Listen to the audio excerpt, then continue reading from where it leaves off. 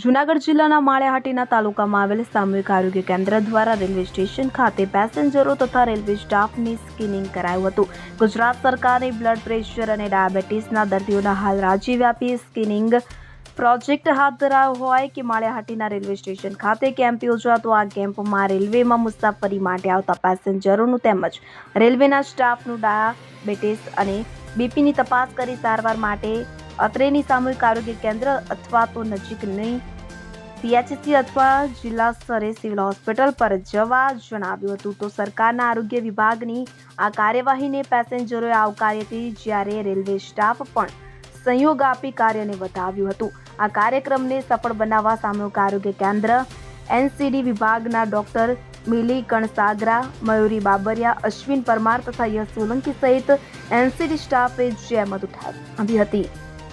હું Goriya Krishna NCD staff nurse Maliyahatina તારીખ 13/3/2025ના રોજ સરકારશ્રી દ્વારા ચાલુ કરેલું એનસીડી સ્ક્રીનિંગ કેમ્પ અંતર્ગત માળિયાહાટીના રેલવે સ્ટેશન ખાતે કેમ્પ યોજાયો, જેમાં બહોળી સંખ્યામાં લોકોએ લાભ લીધો।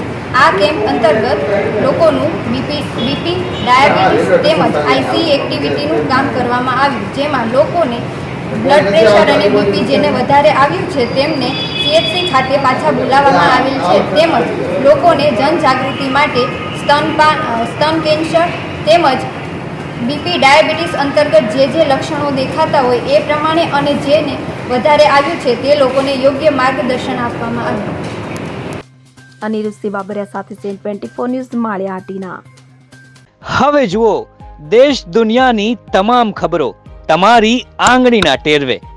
ઉઠાવો મોબાઈલ અને ગૂગલ પ્લે સ્ટોર પરથી ડાઉનલોડ કરો અમારી CN24 ન્યૂઝ મોબાઈલ એપ।